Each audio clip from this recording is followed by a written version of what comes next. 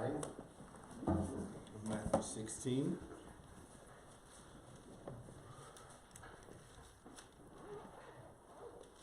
All right, Matthew 16, verse 5. When the disciples reached the other side, they had forgotten to bring any bread. Jesus said to them, "Watch and beware of the leaven of the Pharisees and Sadducees." And they began discussing it among themselves, saying, "We brought no bread." But Jesus, aware of this, said, "Oh, you of little faith, why are you discussing among yourselves the fact that you have no bread? Do you not yet perceive? Do you not remember the 5 loaves for the 5,000 and how many baskets you gathered? Or the 7 loaves for the 4,000 and how many baskets you gathered? How is it that you fail to understand that I did not speak about bread? Beware of the leaven of the Pharisees and Sadducees." Then they understood that he did not tell them to beware of the leaven of bread, but of the teaching of the Pharisees and Sadducees. Now,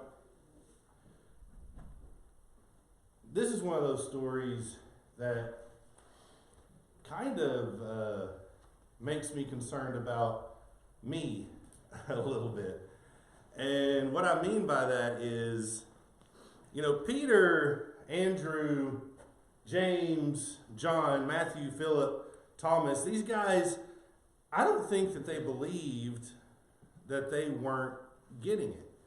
I think that they thought, hey, we get it. We understand we're following Jesus. This is our guy. And yet, so often, they were missing it. And it's just one of those things that causes me to step back and say, I need to be careful. Because I'm pretty certain that I get it. I'm pretty certain that I'm on top of things. And yet here's this illustration that demonstrates that, I've got to be humble. I've got to continually be in the Word. I've got to be searching and researching and studying and restudying and just making sure that I'm picking up what Jesus is laying down, right? To make sure that I know what that stuff is. Because these guys, I think they thought they were, but oftentimes they weren't. So I just think that's something to make, it just kind of makes me think that I need to make sure that I'm careful and that I'm actually studying and staying in the Word so that I do know what Jesus is trying to tell me. From our perspective, it's just absolutely comical how much they're missing it, right? From our perspective now. Here he's saying, watch and beware the leaven of the Pharisees and Sadducees. And they completely misunderstand. We were supposed to bring our own bread. Maybe because, rather than potentially having to rely on the Pharisees and Sadducees for bread. But we messed up. And Jesus just basically says, guys, seriously? If I'm hungry, I don't need you to give me bread. Right? I don't need that. Do you not remember what happened with the 5,000 and then with the 4,000? If I get hungry, I can get bread. If you guys are hungry and I need to feed you, we're going to eat. It's okay. And he asked them, don't you remember how many baskets you gathered each of those times? With the feeding of the 5,000, they collected 12 baskets. 1 basket for each of the apostles, right? And then they collected 7 baskets from the feeding of the 4,000, which is, I guess if you want to try to find a way of remembering it, a basket for each of the loaves, right, that they had. Or, 7's also the number of completeness and fullness and so forth. So you've learned that God provides. You've had bread. It's not about the bread. I can get you bread. But he says, beware of the leaven of the Pharisees and the Sadducees. And they finally understand that he's actually talking about the teaching of the Pharisees and the Sadducees. And thinking about the principle of this leaven metaphor, it's interesting in Mark's parallel, in Mark chapter 8, verse 15, Jesus says to beware of the leaven of the Pharisees and the leaven of Herod. So I think this principle, it's looking at the fact that there are opposing worldviews. There are opposing philosophies. There are opposing approaches to truth other than Jesus's approach to truth. And what Jesus is pointing out is, look, you need to be careful. You need to be careful because just as the kingdom is like leaven, where a little bit gets into a lump and it spreads throughout the whole thing, if you're getting an influence, or if you're being influenced from some other source, it's going to get in there. It's going to work its way through. And it's going to affect everything. It's going to taint everything about you and everything that you teach, and it will destroy you. So Jesus is pointing out that there's other evangelizing going on out there, and you need to be on your guard. You need to be careful. These things will influence you. They'll get into your heart and your mind, and they'll spread all the way through and take you over. You know, we're in this day and age where truth is very subjective. It's very personal. It's my truth, right? You hear that term quite a bit. It's all about my truth. And these things that we see on our TV shows and in our books and in our magazine articles and our news stories and Facebook posts and tweets and, well, it's not tweets anymore, is it? Well, it's X. I don't know what they call it now, but yeah. Was formerly known as tweets.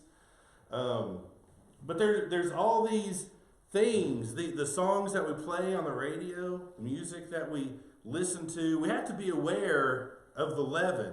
We have to be aware of the leaven of the Pharisees, the Sadducees, the Herodians, the worldly, pagan, atheistic philosophers. We just need to be careful, like all these things that are out there that can affect us. The things that we think, oh, it helps us to feel good in the moment. And a lot of times we think as long as it makes me feel good, then it's the right thing, right? If it makes me feel good, then it's the right thing. And it weasels its way in, and it will impact us. It'll impact us more than we realize. And the thing is, it happens in unwitting ways. You know, we don't realize that we're being evangelized because we're being entertained, right? A lot of times when you're being entertained, your guard is down, kind of let that stuff in, and you don't realize it. But that's when you're really getting this stuff in there, and we don't realize how much it's impacting us. And so Jesus says, guys, be on your guard. This stuff is influential. You know, don't think that you can just walk through life recklessly and carelessly and overcome this. You have to have your guard up because it's everywhere. And I think that's where we are today. I think today we need to make sure that we've got our guard up and that we're careful and that we're not careless when it comes to the things we're listening to and the things we're watching and the things that we're taking in. All right. So, are there any thoughts on that?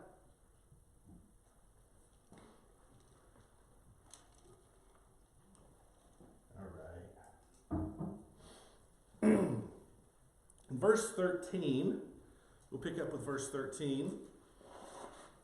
Now when Jesus came into the district of Caesarea Philippi, he asked his disciples, "Who do people say that the Son of Man is?" And they said, "Some say John the Baptist, others say Elijah, and others Jeremiah or one of the prophets." He said to them, "But who do you say that I am?" Simon Peter replied, "You are the Christ, the Son of the living God." And Jesus answered him, "Blessed are you, Simon Bar-Jonah, for flesh and blood has not revealed this to you, but my Father who is in heaven. And I tell you, you are Peter, and on this rock I will build my church, and the gates of hell shall not prevail against it. I will give you the keys of the kingdom of heaven, and whatever you bind on earth shall be bound in heaven, and whatever you loose on earth shall be loosed in heaven. Then he strictly charged the disciples to tell no one that he was the Christ. Now, the ESV does say the gates of hell, but there's a footnote that points out that it's actually the gates of Hades. I don't know which version yours says, but it says the gates of Hades. So, Jesus says, okay, guys, it's time to get real. Who do people say that I am? Who are they saying that I am? Now, we've said this again and again and again throughout our study of Matthew, so I'm sure that you recognize the apologetic nature of this. Matthew's narrative versus the counter narratives, right? We've talked about that quite a bit. And there's these counter narratives that everyone is coming up with. We're back to this point again that Jesus is someone that you have to deal with. He's someone you have to come up with a reason or who he is, or example who he is. Who do people say that I am? And the disciples don't say, well, they're not really talking about you. They haven't really noticed you. You know, they don't seem to care about you. As far as they're concerned, you're nobody. You know, they don't say that, do they? No, folks are definitely saying, hey, this guy's pretty amazing. We need to figure out who this guy is. And so some people say John the Baptist. Some say you're Jeremiah or one of the other prophets. So this is what some people are saying. When the people witness him, they have to say that he's somebody. Now, the apostles did leave out what the Pharisees had been saying. Do you remember what the Pharisees' counter-narrative was, right? That he's from the prince of demons, right? This guy has a demon. That's their answer. But the people, for the most part, are recognizing this is somebody we've got to deal with. We've got to figure out who this guy is. And they're taking their best stab at it, pretty much, right? They're just trying to figure out who this guy is. And I'll say that that's not a bad list, really. The list that they're coming up with isn't a bad list, especially from the Jewish perspective, right? And I'm sure that the apostles are thinking, hey, we're really onto something here because they think you're a great prophet, which actually ties into a prophecy that God said through Moses in Deuteronomy 18, I'm going to raise up a prophet. And it wasn't just, here's the next prophet, the next one, and the next one, but it's the idea of there is an ultimate prophet coming. There's an ultimate prophet coming. And so as they say things like John the Baptist and Jeremiah, Ezekiel, Elijah, one of the prophets, they're moving toward that ultimate prophet, that ultimate fulfillment. Hadn't quite gotten there yet. So then Jesus turns to the disciples and he says, well, what about you? Who do you say that I am? And that is a question that no one can escape. None of us can escape that question, right? Nobody can escape that question. It's a question that has to be asked. Who do you think Jesus is? We all have to answer that. Everyone has to answer that.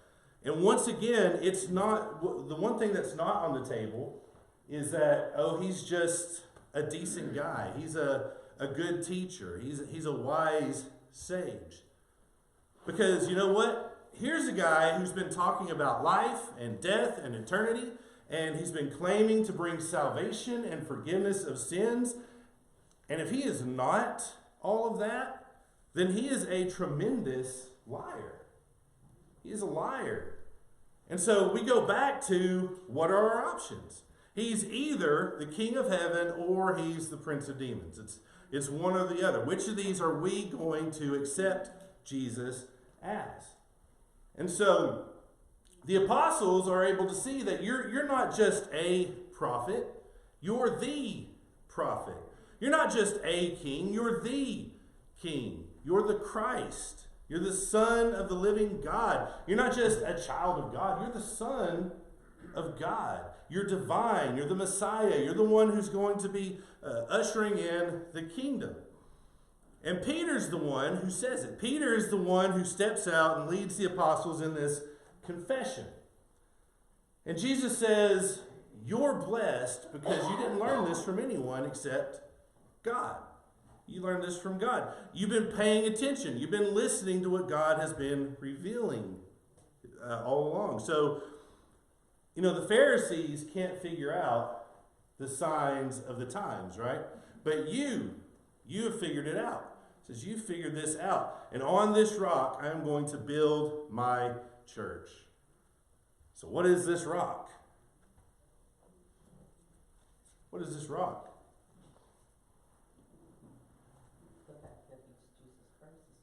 Exactly.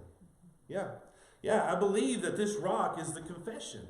The confession of the true identity of Jesus Christ. The rock is Jesus Christ. That's the bedrock, that Jesus is the Christ, the Son of the living God.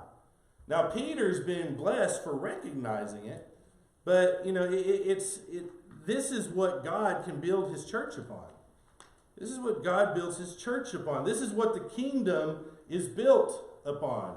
There's been all this stuff about the kingdom coming, the kingdom of heaven, and now is the time. And these are the signs. And because of this confession, and because Jesus has selected them, they're going to be given the keys to the kingdom. So they're going to have a role of authority and revelatory work in this kingdom. They're going to have a role here. And if you remember back on the Sermon on the Mount, Jesus talked about the wise builder who builds his house on the rock by hearing the words of Jesus and then doing it, right? And if you'll recall, when Jesus was baptized, God himself comes forth. The skies open, the Spirit descends on Jesus like a dove. A voice is heard from heaven saying, "This is my beloved Son, whom I am well pleased." So God's the one who's revealed this. That's how this all started. And that's how it's been going. Jesus has been doing these works of God, revealing exactly who he is. And Peter has confessed it. The apostles have come alongside, and Jesus says, when I'm building my house, when I'm building the church, and Paul is going to say, he's going to write later that the church is the house of God. Jesus is saying, when I'm building my house, it's going to be on this bedrock. And the rock is Jesus is the Christ. He's the Son of the living God. He's not in league with the prince of demons.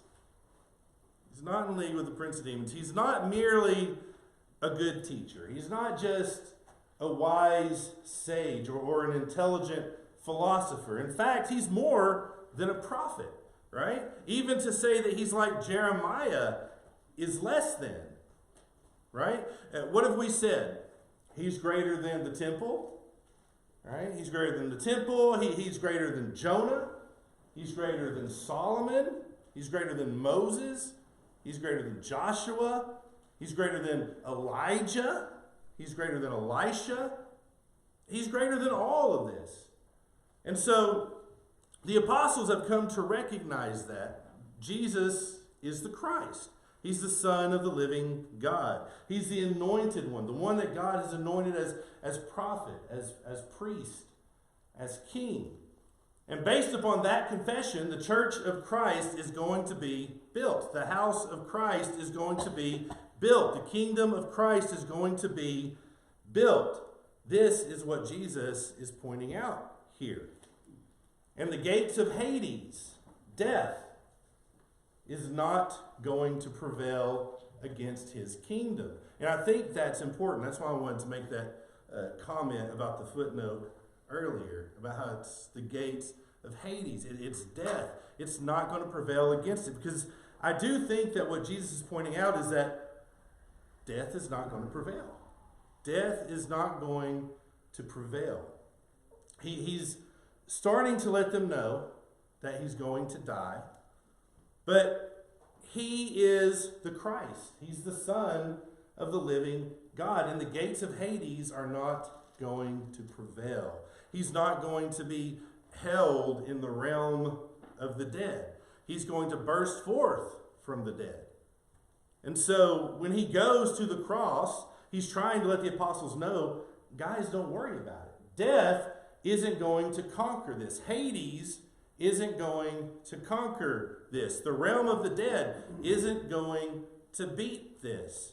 I am king, and you guys need to believe this even when you see me die. You need to believe that I am the Christ, the Son of the living God. Death isn't going to conquer this. Now, there is this idea that the church is built on Peter. That is an idea, and this is it's like this is a coronation moment, making Peter the first pope, right? So that is a popular idea that's out there, and there is a little bit of a play on words here that Peter means a pebble or a stone. But there is a bedrock, a foundational rock that the church rests upon, but it's the confession that Jesus is the Christ. And so Peter isn't big enough in and of himself to carry the weight of the church. It's Christ who's the foundation of the church. And so making Peter the bedrock is an error. But in response to that error, let's not move to the other side as if Peter was nothing important. Because what Jesus says is, I'm going to give you guys the keys to the kingdom. Right? So they're not the bedrock. They're not the foundation, at least in this metaphor, of the church. But I'll tell you what, whenever they open a door, that's a door that we're supposed to go through. Whenever they close a door, that's something we're supposed to avoid. So they are foundational, right? They are foundational, as we see in Ephesians 2 and when Paul writes about the church. But at the same time, Peter wasn't king of the other apostles, right? The apostles is an office held, and there were 12 of them there, and Peter wasn't the ruler of them or the king of them. So again, Jesus is someone who has to be dealt with, and Matthew's point is he is the Christ. He is the Son of the living God. And if you're going to reject that and neglect that, then you've got to come up with some other story to explain it.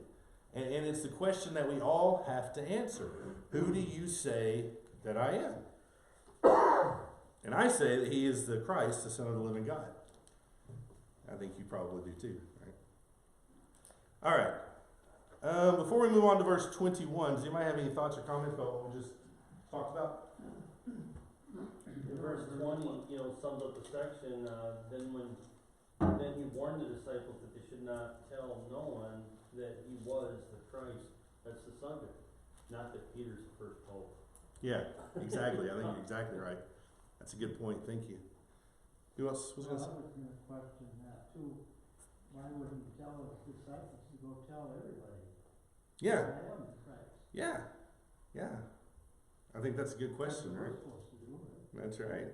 Yeah, I think it was a kind of a, the idea I get is it's kind of a private, it was kind of a private instruction to his disciples. I don't exactly know why he didn't do it other than at that point that he didn't want him to. But that is something that makes you wonder. It makes you kind of curious. I had that same thought. Another thing in regard to Peter and the false idea that the church was built on him, and he was the first pope. He was a married man of the family because he served as an elder. Mm-hmm. Talked about him being an elder. Mm-hmm.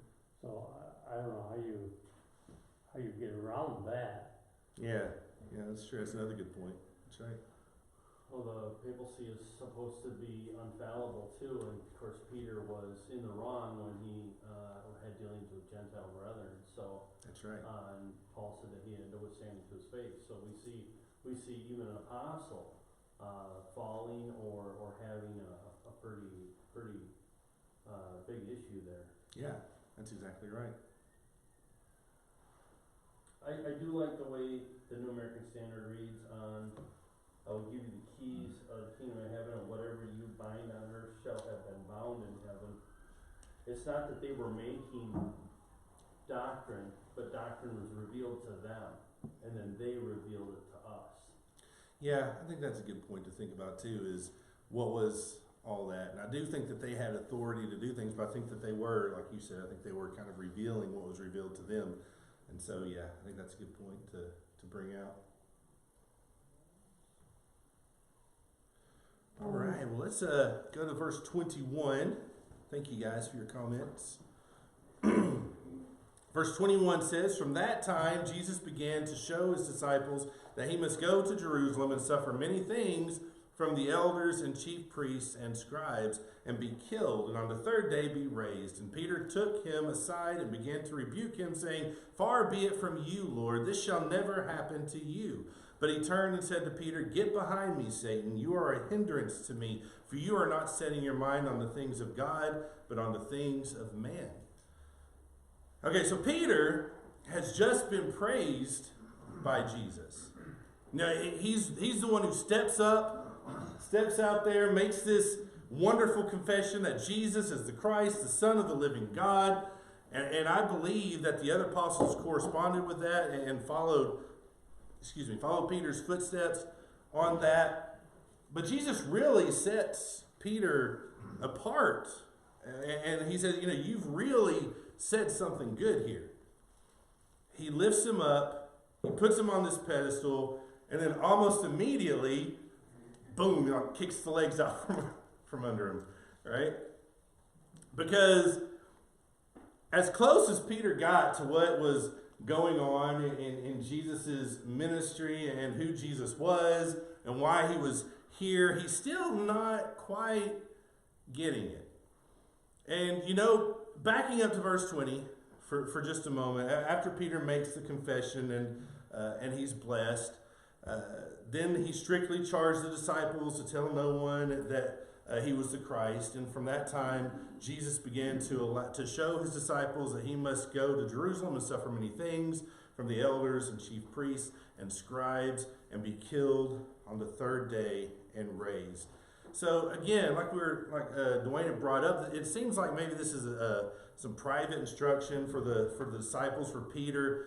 They don't understand, and like we were just talking about a moment ago, if you're the king, if you're the Christ, why wouldn't you just tell the whole world about it? If you're the king, if you're the Christ, how is it that you could possibly suffer and be killed? You're the victor. You win, right? You win everything. So how is this possible? One of the things about Peter is, I kind of see Peter as the guy who feels like everything is a little bit of a test. He kind of feels like things are a test, and he's going to be the one who passes the test. He's always he just seems like he's excited, and I think Donnie mentions this in his lessons quite a bit about how Peter seems to be gung-ho, and he's just out there because he steps up and he says, "You're the Christ. You're the Son of the living God." And then it's kind of like, well, did I get the answer right? Did I answer that right? And he's like, "Yes, Peter, you answered that right. And you got that answer from God." And now that Jesus is talking about how he's going to go to Jerusalem and he's going to die, it's almost like Peter saying, "Okay, all right, I'm going to get the right answer again. No, Lord. No, this should never happen to you. It can never happen to you." And Peter's mind, in his mind, I think that he believes that he's demonstrating great faith. "I believe that you're the Messiah. This can't happen. Why are you saying that this is going to happen?" And so then Jesus just absolutely rebukes him. I mean, as far as Jesus is concerned, Peter has just really stepped out of line. I mean, what does he call him? He calls him Satan. Yeah, right? He calls him Satan. And "You're my enemy. You're the accuser." Talk about leaven, influence, causing problems. I don't know, but he basically puts Peter on par with what Satan had done earlier in the book of Matthew, where he says, "If you are the Son of God, do these things." And Peter is now, even though he's a faithful disciple, he's actually the one who's being a stumbling block for Jesus. He's coming before Jesus as a stumbling block. He's saying, "No, Lord, this should never happen to you." And of course, all things being equal, he's actually right. You know, I mean, he's right, because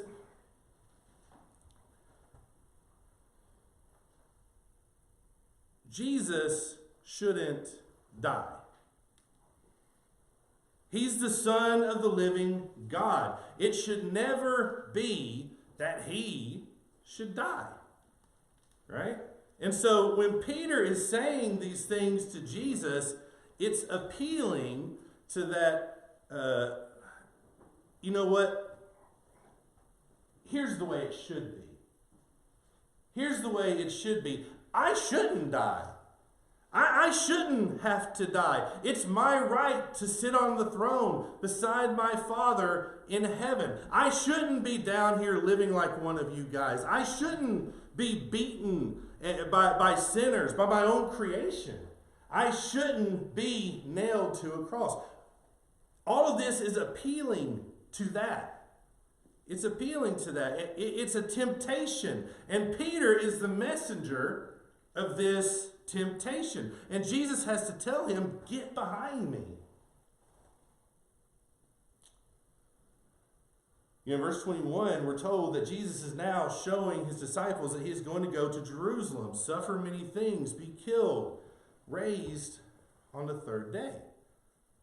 And here is a prophecy of his death, his burial, and his resurrection. And Peter doesn't want to hear it. He wants to correct Jesus about those things. He doesn't understand it. And I'm sure he doesn't want to envision the idea of that happening to Jesus, those things happening to Jesus. You know, for 2,000 years, we have heard the message of resurrection and the message of a resurrected Savior. And so now, when we go back and we read the prophets and the law, we see resurrection there. But Peter and Andrew and James and John, these guys didn't see resurrection. They just saw military victory. They saw conquering. And if what you're going to have is an earthly kingdom with a Messiah who comes in and reigns in Zion or Jerusalem, all over the entire world, then you don't have death. You don't get beaten on the battlefield. Right? I mean, look, everybody else may die. And I think that Peter is ready to die. You know what? Let's go kick the Romans out of Jerusalem, and if I die on that battlefield, then I'll die.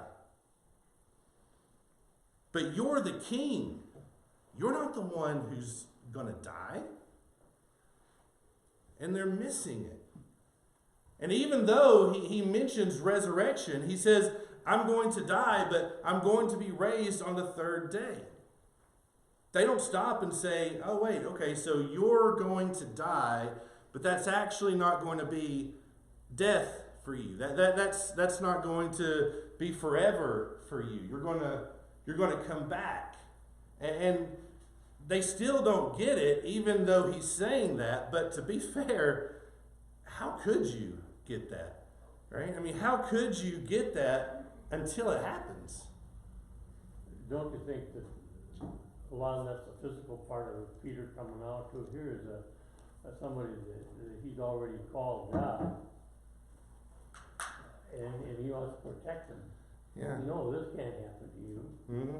I mean, it sounds like something that any one of us might do. Yeah. No, we ain't gonna see that happen. Yeah, and I think he has a very natural reaction. And like I was saying, I don't think that they have this whole concept of resurrection. I don't think they can understand that, and because I mean that is just a hard thing to fathom. They hadn't seen that. They didn't know about that, and so. But yeah, I think his reaction is one that I think a lot of us would have. I think you're right. Yeah, I think that's the point. I don't think they really understood it. Even as it plays out, you could tell they didn't really understand how it all fit together. But I like how Jesus, he calls him Satan, but he says, you are a stumbling block to me, you know, if Peter was of no account, he would have been a stumbling block to Christ, but he was his disciple. He was a confidant, a friend. And as Peter's saying these things, we know Jesus' attitude as he prays in the garden right before this happens. He wanted this to not happen if it could. Mm-hmm. He wanted a way around it, but he was willing to do it. And so I could see him, you know, Peter's important to him. Mm-hmm. And so he rebukes him in a pretty harsh way, but you know, if he was of no account, he wouldn't have been a stumbling block. I think you're exactly right about that too. And yeah, you have a good friend who puts their arm around you and you know, maybe tries to say, well, you don't have to do that sacrifice, then that would be a tempting thing to do, right? So, yeah, I don't have to do that sacrifice. Dan and then Mark. I think Peter was a real practical guy, you know, as far as fisherman, working with his hands, working hard, probably. But you look at John 1, where you see the role of John the Baptist and his recognition of seeing Christ. He said, behold the Lamb of God, who takes away the sin of the world. Of course, his role was different. He was blazing the path for Christ. But, you know, the apostles, they have to remember there has to be a sacrifice. There's got to be a lamb here that's slain. Christ is really the sinless one that's going to take away the sin problem that we all have. Yeah, and I think they just had it was a really hard concept. That was something that they couldn't quite wrap their heads around. And you know, I think about if we were back in that situation, I don't know that I would be wrapping my mind around it either. And like I said before too, we look back at it now with everything that we know, and it seems just silly that they would not understand it or that they wouldn't get it. But we have all this together that we can look back at and read and study, and we know how it ends and all that. And yeah, so I just think it's, you know, I guess we have to cut them some slack, right? Because they weren't in the same position that we are, and they didn't understand everything. But yeah, I think Peter is. I do like the fact that Peter seems pretty fiery, and he's willing to jump out there and say what he means. Mark, did you? Yeah, I was just thinking, you know, this is like a major milestone or a major moment in the relationship with Jesus and his disciples, you know, confronting them about who he really is, and then telling them not to tell anybody, and then going into how all these gloomy days are coming and some difficult times and how he's going to die and stuff. I can't imagine that any of the apostles that went to bed this night went to sleep right away. I mean, their minds had to be racing, trying to comprehend all this and trying to decipher and figure out what he's trying to tell them.